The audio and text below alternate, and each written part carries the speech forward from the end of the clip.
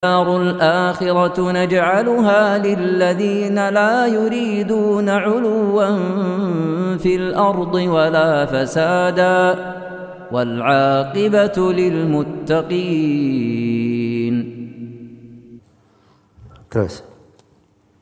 ثم قال رحمه الله ونعتقد أن القراءة الملحنة بدعة وضلالة. Ini dari pembahasan di orang-orang tasawuf ya, yang talhin, qiraah mulahhana. Ya kalau membaca Al-Quran di talhin artinya diperbagus bacaan, diperindah, itu nggak ada masalah, bagus itu. Itu diperintah. Karena Nabi SAW bersabda, "Laisa minna man lam yataghanna bil Quran." Bukan dari kami orang yang tidak memperindah bacaan Al-Qurannya. Dia perbagus bacaan. Ya. Sebagaimana Nabi Musa Al-Asy'ari berkata ketika Nabi takjub dengan bacaan Abu Musa tidak tahu bahwa Nabi mendengar bacaannya. Kata Abu Musa, "Ya Rasulullah, andai kata saya tahu engkau mendengar bacaanku, la habbartu laka tahbira." Saya akan perindah lagi bacaan itu. Jelas ya, kalau itu tidak ada masalah itu. Tapi ini talhinnya mereka ini lain, yang dicela di sini. Ini dari talhin ahlul bidah. Iya. Dia membaca dengan bacaan yang takalluf, bacaan yang bukan di atas tabiat, Dia harus posisikan, dia harus model, terus dia harus susun dari lagunya, harus begini dan begitu. Ini qiraah mulahhanah, bid'ah dari semenjak dahulu. Nah, terus. ثم قال رحمه الله وأن القصائد بدعة ومجراها على قسمين فالحسن من ذلك من ذكر آلاء الله ونعمائه وإظهار نعت الصالحين وصفات المتقين فذلك جائز وتركه والاشتغال بذكر الله والقرآن والعلم أولى به. Ini tentang qasidah itu kan lantunan syair-syair. Ya. Kalau maknanya bagus, mengandung makna mengingat nikmat Allah, ada sifatnya orang saleh, orang yang bertakwa, itu boleh aja. Tapi kalau ditinggalkan itu lebih bagus. Kenapa? Karena sibuk dengan dzikir dan Al-Quran itu yang paling penting dalam hidup.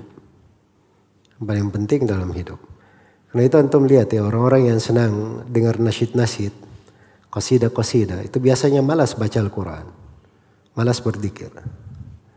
Iya. Malas untuk berzikir. Karena kecenderungannya begitu. Begitu dia tidak berzikir, tidak membaca Al-Quran, maka Allah timpahkan padanya, dia sibuk dengan hal yang tidak bermanfaat. Baik. Wa ma jara. ثم قال رحمه الله وما جرى على وصف المرئيات ونعت المخلوقات فاستماع ذلك على الله كفر واستماع الغناء والرباعيات على الله كفر. Nah, ini jenis yang dilarang itu apa? Ala wasfil mar'iyat na'til makhluqat, yang mensifatkan sesuatu yang dilihat atau makhluk, tapi dia sandarkan hal itu kepada Allah. Itu yang dikatakan kufur, menyerupakan, kayak dia serupakan Allah dengan makhluknya. Atau dia mendengar gina dan rubaiyat.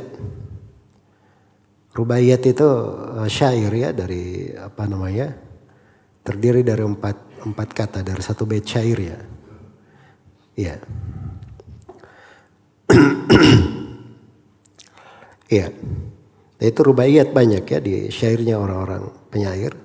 Pada dasarnya syair rubaiyat itu uslub bahasa Arab. Tapi rubaiyat yang dimaksud di sini, ini dari hal-hal yang menggambarkan tentang Allah Subhanahu wa Ta'ala, berbicara tanpa Allah, berbicara tentang Allah tanpa ilmu. Inilah yang dikatakan di sini sebagai apa?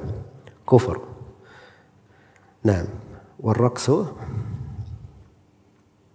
ثم قال رحمه الله والرقص بالإيقاع ونأت الرقاصين على أحكام الدين فسق وعلى أحكام التواجد والغناء لهو ولعب وحرام على كل من سمع القصائد والرباعيات الملحنة الجاري بين أهل الأتباع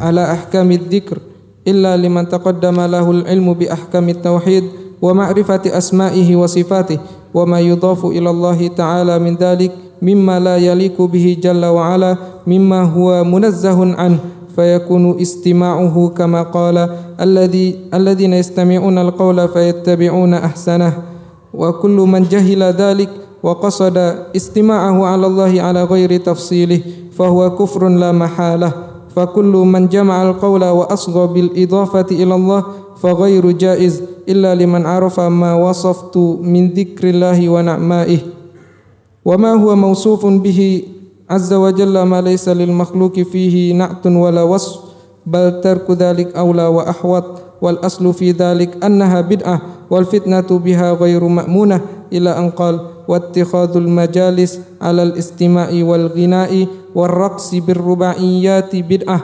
وذلك مما أنكره المطلبي ومالك والثوري ويزيد بن هارون وأحمد بن حنبل وإسحاق والاقتداء بهم أولى من الاقتداء بمن لا يعرفون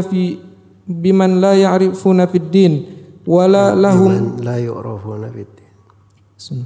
بمن لا يعرفون في الدين ولا لهم قدم عند المخلصين. Nah, jadi Al-Muttalibi itu siapa Al-Muttalibi? Imam Syafi'i.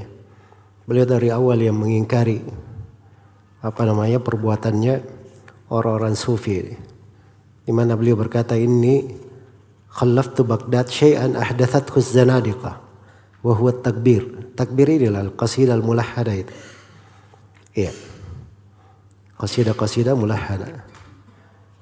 Baik, nah itu subhanallah fitnahnya kepada manusia itu besar ya, karena ketika dia mendengar seakan-akan hatinya itu jadi lembut mendengarkannya. Padahal kalau dia dengar Al-Quran tidak seperti itu dia mendengar. Nah, itu sudah awal musibah yang menimpa hati. Padahal seorang mukmin itu harusnya ketika dia mendengar Al-Quran itu yang paling besar untuknya. Baik, terus. ثم قال رحمه الله وبلغني أنه قيل لبشر ابن الحارث إن أصحابك قد أحدثوا شيئا يقال له القصائد قال مثل إيش قال مثل قوله اصبري يا نفس حتى تسكني دار الجليل فقال حسن وأين يكون هؤلاء الذين يستمعون ذلك قال قلت ببغداد فقال كذبوا والذي لا إله غيره لا يسكن بغداد من يسمع ذلك. Nah, ini Bishr bin Harith Al-Hafi ya, dari Imam Ahli Ibadah rahimahullah, juga mengingkari qasidah-qasidah yang seperti ini.